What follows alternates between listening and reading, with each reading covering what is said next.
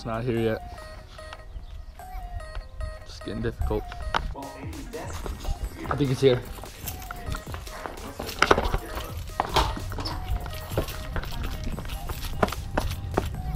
Oh, are you freaking kidding me? So we're waiting for the transmission to get here. It's supposed to be here today. That's what.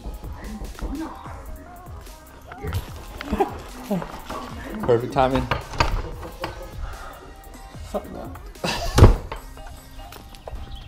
Sweet, thank you, man. Stop. It's all yours. You can have it. Yeah. All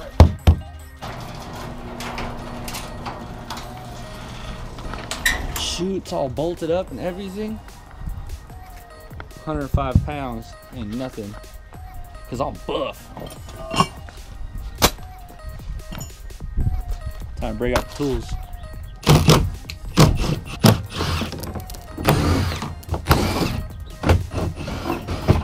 The weird thing is it doesn't say anything about like this side up. Shoot. Hopefully this side's up. Alright, here we go. Oh. Oh dear Lord. Lordy Lord. Can't see that, top secret. So G4 sent me a shifter with this thing. The whole shifter linkage. The whole long shifter, slide shifter, so it's a little different setup than what mine setup is. It's in my car. They sent me a slip yoke. The trans is bolted to this, as you can tell, for shipping purposes. This piece is bolted to the container, so you gotta undo these bolts. Oh, it's the wrong size.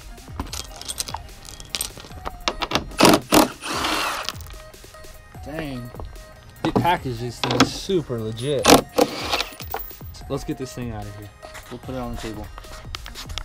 So, real quick, I want to run you guys down on some of the differences between a dog box and a conventional 4-speed transmission. A few differences is this front casing here. There's a lot different than the cast iron casing that's on that transmission. 3/4 inch, an entire inch magnesium casing.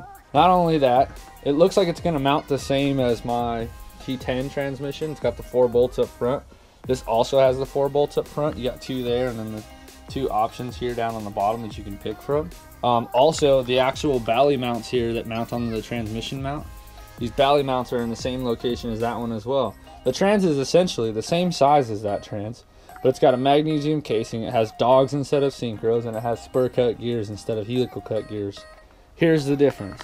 Helical cut gears were designed to be quiet for a lot more drivability, right? Spur cut gears are stupid loud. In your conventional transmission right now, your reverse gear spur cut. You put it in that gear, when you back up, it makes the real loud winding noise. That's what this transmission does in every gear. This transmission is not made for drivability. This transmission is built to beat on. Let me tell you the difference right here on my fancy drawing board. You have what's called helical cut gears, and you have what's called spur cut gears. A spur is what the cowboys have on the back sides of their boots, and it's that little star, and it has these straight cuts on it, right? That's what they're saying. They're saying straight cut, spur cut gears. If these are your 2 shafts, this is your input shaft, this is your cluster gear shaft in these 4 speeds. Input shaft, cluster gear shaft. You have helical cut gears, which is what this transmission has. See how the gears are all cut at an angle? Make more contact, and they're quieter. They're a lot quieter, they mesh a lot simpler, and this has synchros in it. So you have your helical cut gears and you have your spur cut gears. All the gears in here are cut spur cut, and they're stronger. And they also give you an option of short tooth and long tooth. The cluster gear is mounted the same as this, where they're mounted into the casing, so they want to come apart. Well, in this transmission in here, they have what's called handcuffs. And what handcuffs are, from this shaft here to the cluster gear, they have an aluminum piece that's machined that goes around both the shafts, holding them together. So it looks something like that. And you have your hole here that your main shaft goes through, and a hole here that your cluster gear goes through. And this is all machined aluminum. So it essentially holds the 2 shafts together, so you're not just relying on the case. Not only this inch-thick magnesium case, but you also have the supporter here in the center, and you also have the handcuffs in here. This thing ain't gonna break. Gears will shear before the casing in this breaks.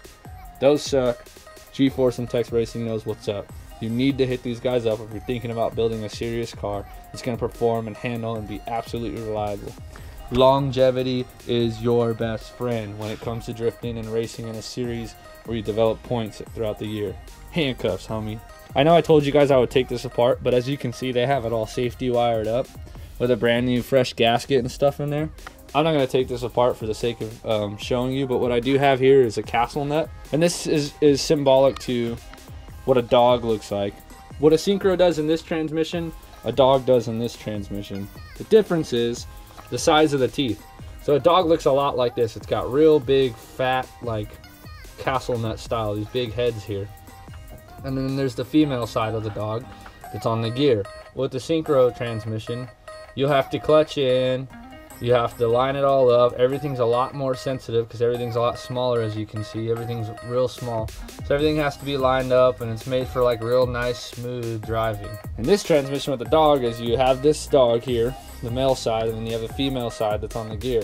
There's a lot of play in them, and you can hear them when people engage them. They click real hard. You hear it like you hear it lock in real good. What that is that's this dog ring going into the gear, into its seat, into the female end. You can shift these without clutching in. Essentially off the line you have to clutch in, but because of the tolerance that they create in the dogs and the seats where they sit, you can be on throttle super hard, lift off the throttle just a tad bit, unload all the tension in the transmission, and when the tension's unloaded, the dog has so much play in it that it'll free up, and you can essentially, like if there's another dog on this side, you can essentially slam it into the next gear, and because it has so much tolerance, it'll go straight into the next gear instead of being real fine tooth like the other stuff.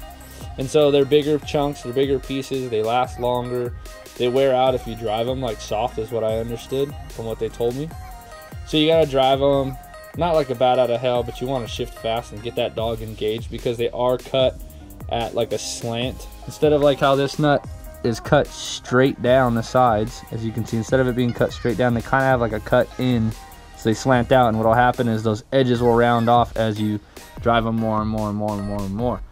And so that kind of happens with those. That's the biggest problem. They're a couple $100 to replace, but these transmissions are rated for, I think, over 800 horsepower, whereas that transmission couldn't even hang with my 400-ish horsepower BMW in my driving style.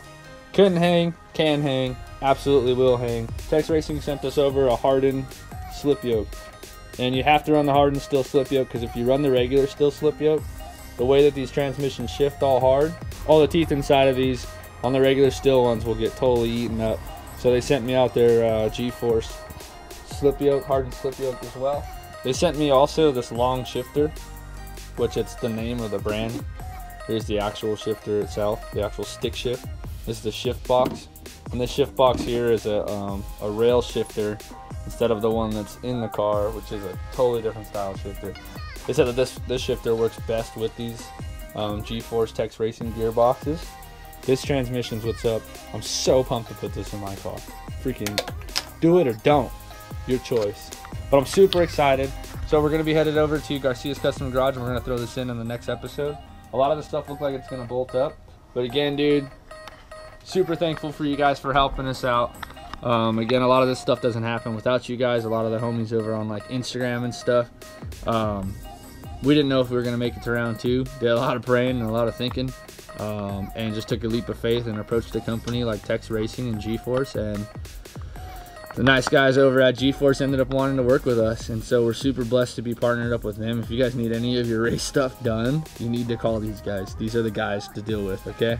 But again, just thank you. A lot of this stuff does not happen without you guys, so thank you so much. We will be at round 2. Stay tuned for the next episode. You can click right here and subscribe. You can click right here and watch some other videos, but stay tuned for the next episode. We're throwing this thing into the car and probably gonna do some burnouts. It's gonna be dope. Later, dudes.